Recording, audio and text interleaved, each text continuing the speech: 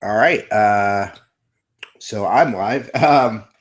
This is going to be kind of a different episode of Fostering Opinion, as I do not have a guest. I guess I was going to get John Boulding.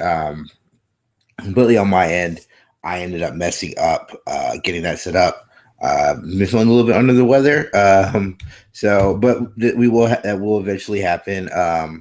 I would love to have John on here. I think he's a really smart and entertaining guy. It's just not been able to kind of link up as we wanted to.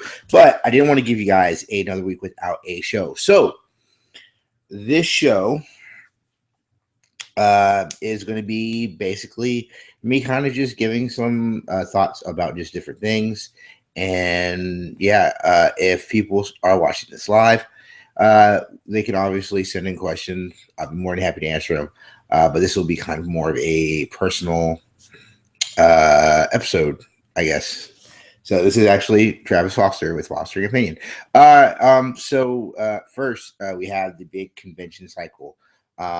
Man, can't wait for the political discourse in this company to finally just stop. This has been one of the craziest election years. Um, on last week we had the RNC convention, which was its own mess. And then this week, we have the DNC. You have Hillary's leaked email, leaked emails implicating the Democratic National Party, pushing Hillary to win the nomination over Bernie Sanders, and this is the whole thing. It's been a whole thing, and I can't wait for November to be done.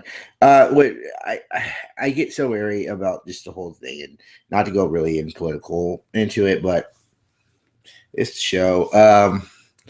I you have to be conscious of what you're voting for, who you're voting for. Obviously, I'm never going to say, hey, you should vote this way or that way. Obviously, vote with your heart, vote with your mind, and just know that whatever you vote for, you want to also vote for,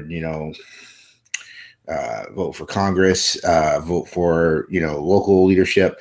All that stuff is actually what rolls into what is and what is not going to be actual policy. So just keep that in mind. But yeah, it's a hilarious, kind of a body. So that's just that in general. I wanted to do a little bit of kind of a sports talk because a lot of people who may know me from gaming space, be it working at Front Towards Gamer, stuff I've done with my podcast B&B, the stuff that I've done just online, stuff I've done here or I've done Let's Plays and stuff like that. But I'm a really huge sports fan. And just a couple of thoughts. The Kevin Durant going to the Golden State Warriors. For like a little bit, I kind of gave Kevin Durant some shit online or just in personal. I have no problem with what he did. I want to preface everything I'm saying with that.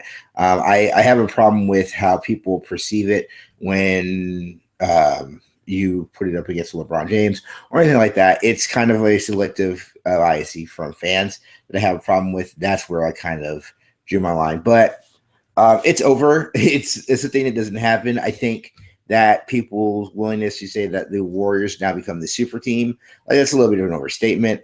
Just because of how that team is constructed. There is no big man play, which is their Achilles heel. Was their Achilles heel going into the finals with the Cleveland Cavaliers? One of the big reasons why they weren't able to stop LeBron James and that team was the fact that they had no rim protection after Andrew Bogut got injured. So you losing Andrew Bogut, your key big man on that lineup is a Draymond Green, who's a undersized, power forward. Who has great length, but he's an undersized power forward. Kevin Durant's a very slender guy. I don't like how that matchup actually sits with a lot of teams, even in the West. I think that the Spurs kind of have a nice setup when you look at a big man setup, as opposed to even dealing with that Warriors team that could shoot the lights out. But if the Spurs are able to take that team into a half court game, kind of bang on them inside, I think they could, they become a better team. Um, uh, trying to think of just other sports stuff. Um, the whole NFL situation with the suspensions coming out. Again, that's something I'm very like. I don't want to really kind of touch on. I'm trying to think of just things. Comic Con was this week. So Comic Con, we had a couple of true trailers debut. Obviously, we had trailers for Doctor Strange, which looks fantastic. We have trailers for Wonder Woman, which look great. We had trailers for, I think it's a teaser for Justice League. I'm not sure that is, I'm not sure what it was supposed to be, but I thought it looked fantastic.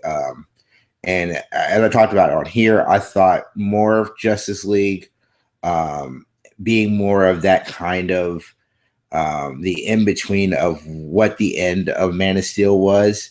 Not Man of Steel, I'm sorry, but Batman versus Superman was. As you can see, again, this is a Batman v Superman household. But having them kind of do more of a aspect of bringing like what was enjoyable about that film and making that the forefront of this. I think that is going to be very important. I would love to see how Superman interplays with this. So I'm really kind of interested to see what happens with that movie.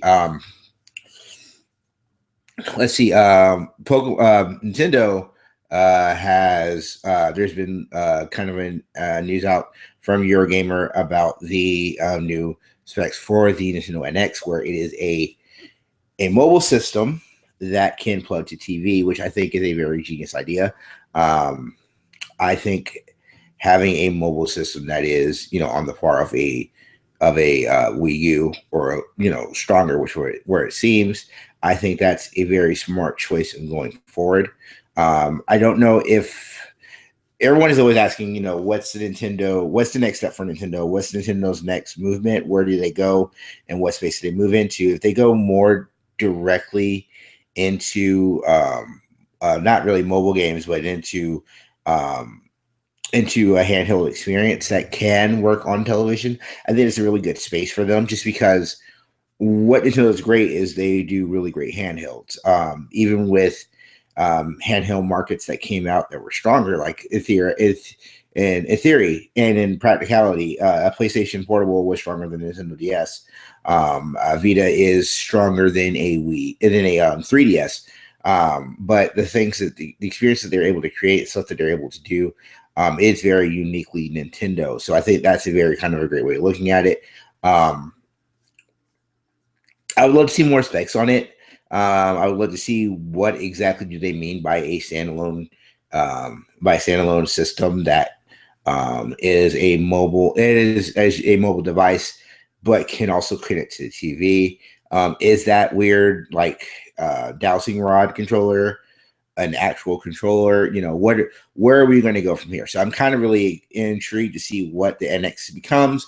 One more we kind of see in the NX, where it kind of breaks down. I would love to see what becomes the first party support of that. Just because you want to kind of see what shows as the thing. And I say that because like if you look at stuff like franchises that are more suitable for a handheld system, like a Pokemon. I would say I think Animal Crossing, portable is that's a bad example because Animal Crossing is more console proven, right? But how Monster Hunter has become like this big thing, I think having that mobile unit would be kind of great. But obviously, it's something we'll see. But I think that's a really cool idea. Yeah.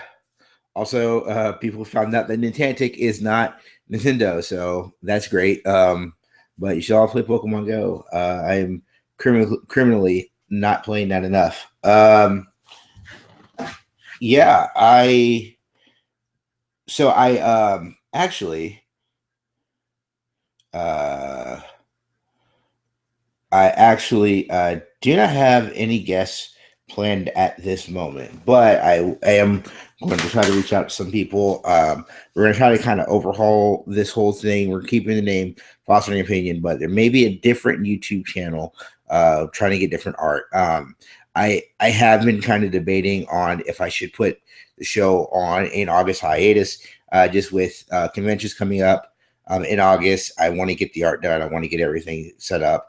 I will be going to GAM, which is a gaming convention in the city of Jacksonville. That is on August 13th, I believe so. And then on August 31st, I will do a show on August 30th, which is my birthday. But then from August 31st, I will be flying out to Los Angeles, flying out to Seattle, and I will be at PAX West. And at PAX, we're gonna try to do some live shows.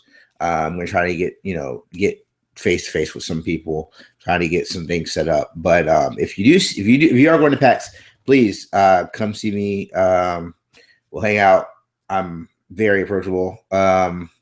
So yeah, if you see me at PAX, if you see me at GAM, or if you just see me around, or you see me on the internet, just approach me. I'm extremely approachable.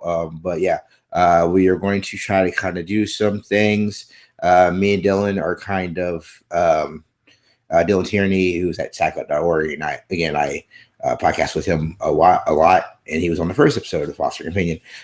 We are going to try to kind of make this channel a lot bigger, and we're going to try to do as much content as possible. So I do all this rambling. It's just me rambling, and I don't know if I really work well in this format. I'm gestating with my hands, or not gestating, gesturing. English, but yeah, I'm gesturing a lot with my hands. So, but yeah,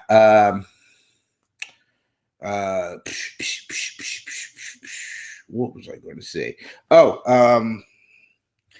yeah, I don't know what I was going to say. I have no idea why I kept cutting back and forth.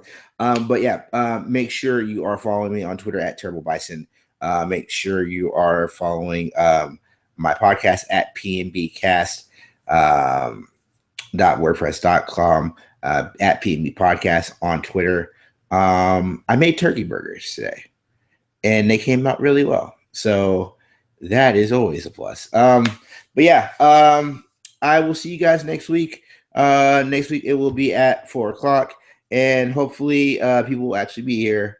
And we'll actually do a show. I will get a guest, but I apologize to everybody who was looking for John Volding. I think John is one of the best, and this is totally on me, and I apologize. So, but next time we will definitely get John, and we will have a really good show. But until then, I will see you guys later. I don't know what kind of gesturing I'm doing with this. I'm pretty sure I just flashed gang signs. I'm sorry.